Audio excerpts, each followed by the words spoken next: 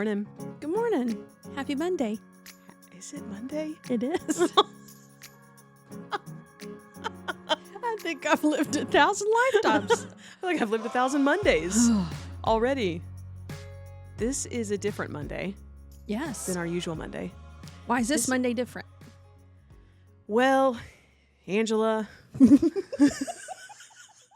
we are super excited to have our first segment. We haven't given this a fancy name or anything. No. It's just... On my paper, it says resource highlight number 1. That's what it says. Yeah. Which you just gave away what today is. It is. It's a resource highlight.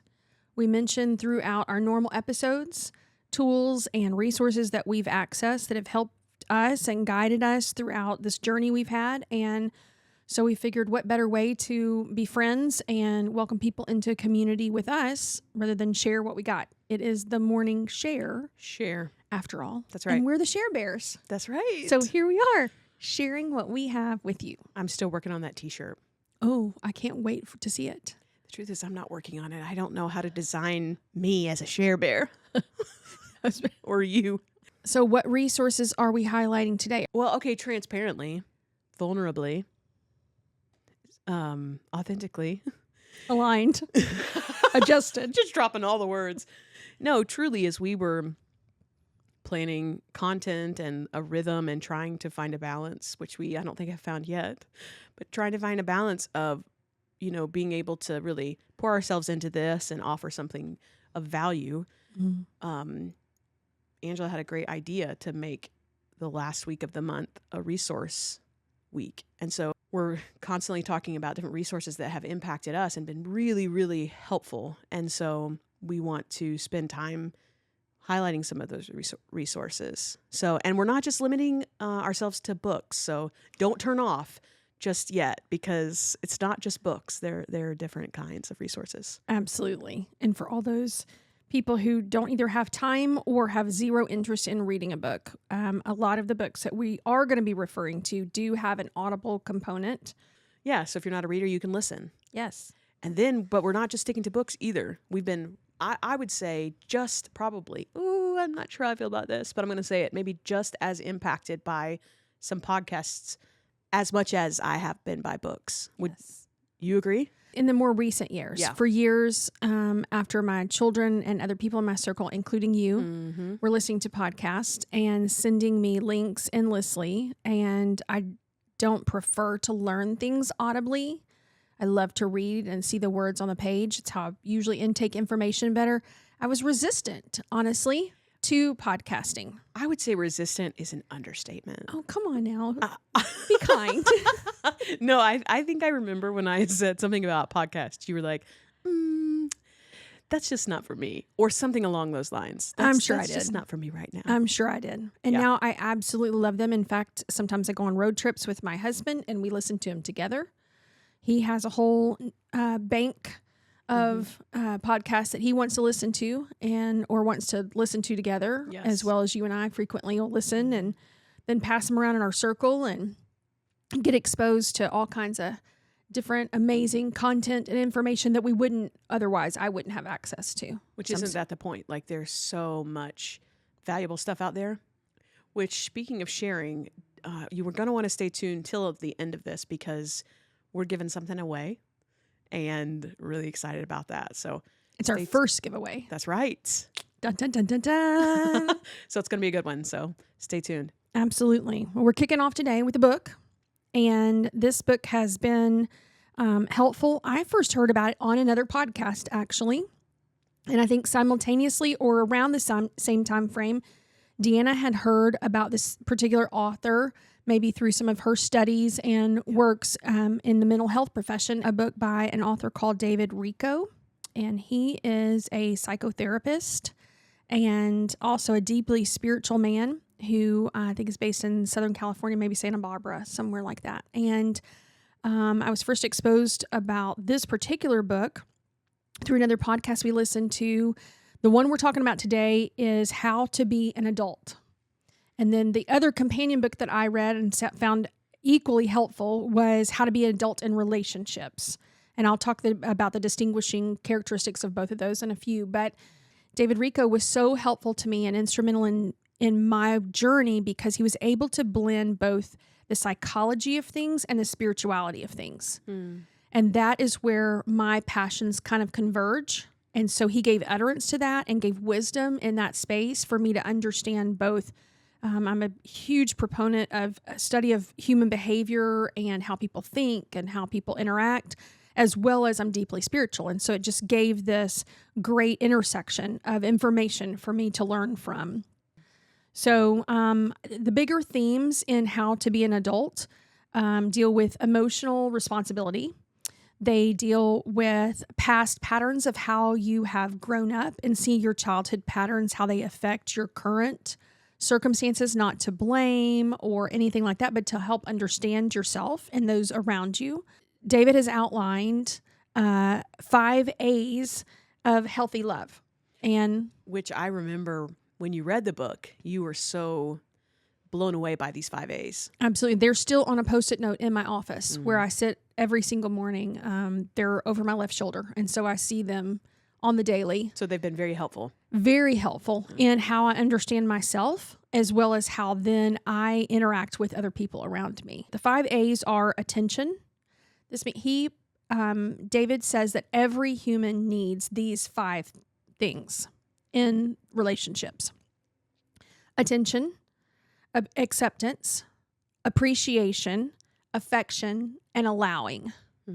And we could spend a whole nother podcast on breaking down those 5 A's. But hopefully this serves as enough to get people to go check out the book. Great read. This particular How to Be an Adult is more of a workbook. It's quite small. In fact, I have a copy right here, packed with information and very digestible takeaways. So if you're looking for kind of a how to get started and a workbook format, this is a great tool.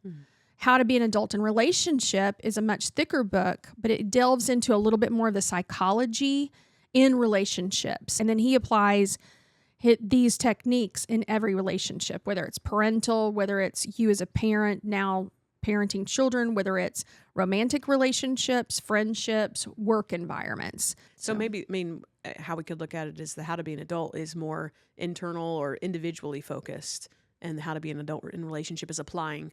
Absolutely. I think that's a great way of summing it up. Okay. Yep. So what's your resource for the week or the month? My resource for the month, when we talked about this, I knew that it had to be this podcast episode. I think it was probably a year ago when I heard this episode, and I'm pretty sure you recommended it. You found it, recommended it, and I was on a road trip somewhere. Did you catch that? I recommended a podcast to the podcaster. We've come full circle. We Co-host. We have. Co-host. So I was on a road trip, and I had hours to drive. And this specific episode, I think, is almost 2 hours, or it's at least an hour and a half. Like, well, no better time than the present. So I listened to it every single minute and just was transformed. And even in preparing to talk about it, there are so many nuggets that I just want to read and share every single one. And I know that I shouldn't, but I just want to because there are so many really helpful things. Yeah. But we also want you to listen to the episode. Exactly. Yeah. Which does have chapters that you can listen to, as a lot of podcasts these days do. But for anybody who hears the 2 hours, they're like, I don't have 2 hours. Yeah. And so you can break it up into small. And actually, I would encourage that because it is so packed and so rich that it is helpful to pause a little bit sometimes and think through the different topics. But what were your favorites of the podcast? Well, I should start by saying this podcast is called Know Thyself. So the podcast is Know Thyself. And on this episode, I believe it's episode 127, if you're looking. And the host, Andre, is interviewing Dr. Rangan Chatterjee. And the title of the episode is Become the Architect of Your Health, Happiness, and Purpose. I think he has a holistic approach to health. He's a doctor, integrated health professional. And really trying to help people be intentional about their choices and being the architect of their health and wellness. So one of the key takeaways was the power of alignment. And I just thought, well, this is just perfect because we just talked about alignment last week. But I want to read these 2 key points. And the first one is, when we live in alignment with our core values, healthy choices become natural and effortless. Mm. And then misalignment creates an inner fracture that often drives us to self-soothe with unhealthy habits like sugar, alcohol, scrolling. Yeah. Coping mechanism is what people call it. Exactly. Yeah. We call it the default around here. Whatever you grew up doing in a stressful situation, typically you just revert back to that because it's your default. It's what you have just always done. Yeah. Yeah. And what I love about Dr. Chatterjee on this particular one is, just as David Richo, to me, integrates psychology and spirituality, Dr. Chatterjee is a wizard at integrating both emotional, relational, and physical health practices. And so he's treating the patient holistically, which is pretty amazing these days. Yes. And to the first point, when we live in alignment with our core values, healthy choices become natural and effortless. I think about in my own life, that's so true. And I think we refer to that as synergy. But healthier choices come natural when I'm aligned with my core values because I'm participating. I'm being intentional with the things that I want to accomplish or my goals, Yeah. So I thought those were really 2 good points to the actual power of alignment. Yeah, for sure. And then another thing, do you remember, but one of the points was the definition of priority. Mm-hmm. Do you want to talk about that? Yeah, and this was something new to me. I learned in this podcast. He was saying that in our culture today, ask almost anyone, and we have multiple priorities, plural. And he said, by nature, there is no way that you can prioritize more than one thing at a time. Mm-hmm. And then I guess when the word was actually translated into English, I think it was in the 1500s, maybe it was only translated in the singular, priority. So that is the word. The origin of the word from the Latin is only single. Right. So you can literally only have one priority. Yeah. So somewhere along the line, yeah, it got hijacked. Exactly. And we put more on ourselves to perform. And so at the end of the day, a win, which you're going to talk about success, because I know this was huge for you, but a win is, can you name the one thing that's most important to get done today that you want to prioritize, the one thing? And then if you've done that well, then it's been a good day. Yes. So how did his definition of success translate to you, and how did it transform how you thought about things? And actually, we need to go back because he has 3 daily questions that he asks himself, and from that to stay aligned. And from that point, then you figure out your purpose for the day. So let's go back to the 3 daily questions. And one is about gratitude, the other is about priority, and the third is about quality. So the first question is, what is one thing I deeply appreciate about my life? One thing. So this is a practical, powerful practice that you can implement. Yes. Today. That's right. And it doesn't have to be first thing in the morning, although we would both advocate for a morning practice, but you can do this in the car. What is one thing that you deeply appreciate? And it's just the power of gratitude is incredible, how it can reshape your day. And then the second thing is priority. What is the most important thing that I have to do today? And go back, as you're thinking about this, go back to what we just talked about. Not the priorities, but the number one priority. And then when you think of that, then you think of the third thing, which is, what is the quality I want to showcase, or the character? Yeah. What is that quality that I want to showcase to the world today? My husband has recently started on a new health journey over the course of the last year. And we listened to this podcast together, and he takes 15 minutes before his day gets started, even when it's pitch black dark outside, and he sits and he asks himself these questions every single morning. And so I think then you start with the 3 questions, and then that really feeds into the purpose for the day. And this was incredibly helpful for me, because I have experienced seasons of my life where I feel without purpose. And so, but what he says is when you ask yourself these 3 questions, you really can come up with the purpose for your day. And so if the quality that I want to show to the world today is encouragement, then that is my purpose for the day. And so as I'm, interacting with people at work or my family and friends or spouse, your purpose for the day is to be an encourager. And then when you're done with the day and you're reflecting on how things went, you ask yourself, was I able to accomplish my purpose? And then it's just about being in the world. And then you lay your head on your pillow at night and had purpose for the day. And allows you to be positive, because then both of us know if you go to bed, the last thought you think before you go to bed is, wow, I didn't do it perfectly, but you know what? I was pretty encouraging to that person yesterday. I said a good word to that. I noticed that person, the server at the restaurant, did a great job, and I told her thank you, or him thank you. Or I noticed a coworker had really done a great job on a presentation at work, and I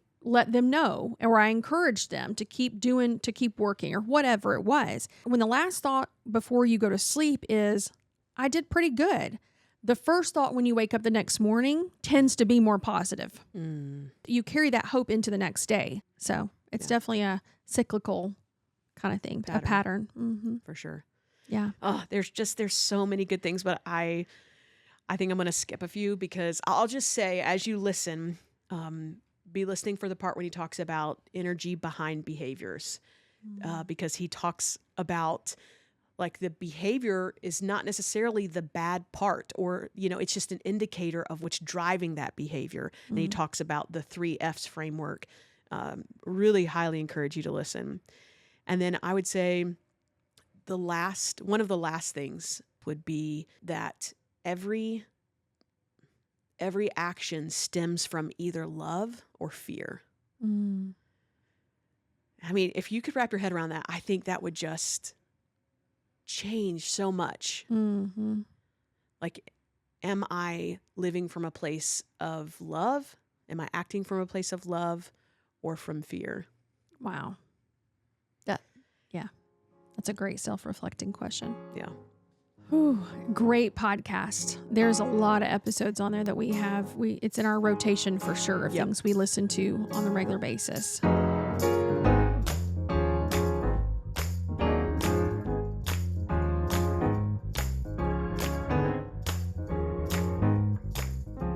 Okay, so what is our third resource this week? So we're going to highlight a song, actually. Okay. That it's a song called I Am Light by India Arie. And it repeats the phrase I am light a ton.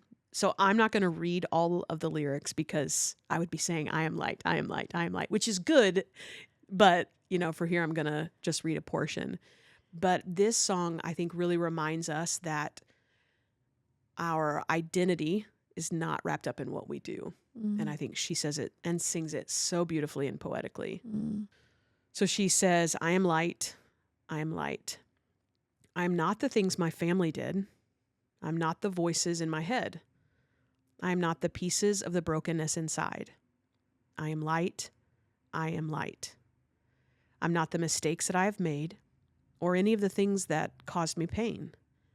I am not the pieces of the dream I left behind. I am light. I am light. I am not the color of my eyes. I'm not the skin on the outside. I'm not my age. I am not my race. My soul inside is all light. All light. I am divinity defined. I am the God on the inside. I am a star, a piece of it all. I am light. When I thought even beautiful. Of the meaning of it, on the heels of talking about the podcast episode, I am light, it indicates an openness, living from an open heart. And then I thought about this little light of mine. Like, of course, that's what I'm going to think about. Like, don't hide it. Don't put your light under a bushel, like live from a place of love, not fear. And I was thinking I think it's Matthew 5:14, Jesus says that we talking to his people, talking to the people around him, said, you are light. You are the light of the world. A city set on a hill not to be hidden. And so I just thought, how cool is that? That once again, all these things are lining up. Yeah. They're aligning. Yeah. So we've given a book as a resource. Mm-hmm. We have recommended a podcast episode. Yes. And even a song for your Listening pleasure. But we have one piece that we would like to say, like our giveaway. Yes. Tell them, Ange. We are going to be giving away a copy of How to Be an Adult by David Richo.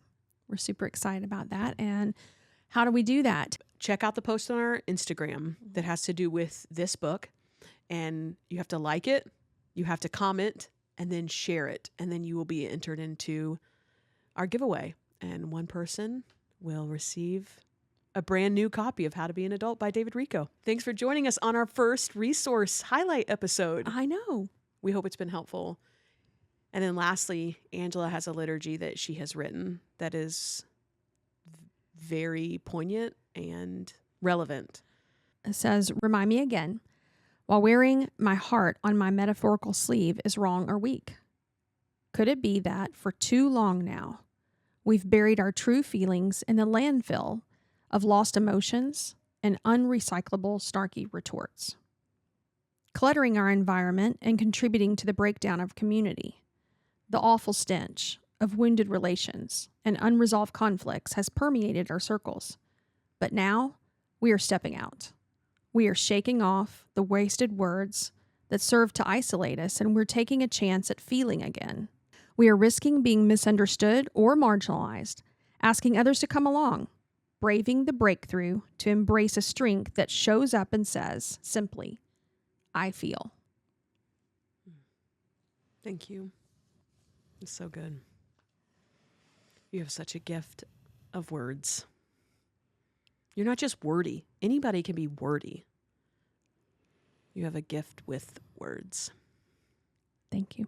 You're welcome. See you next time.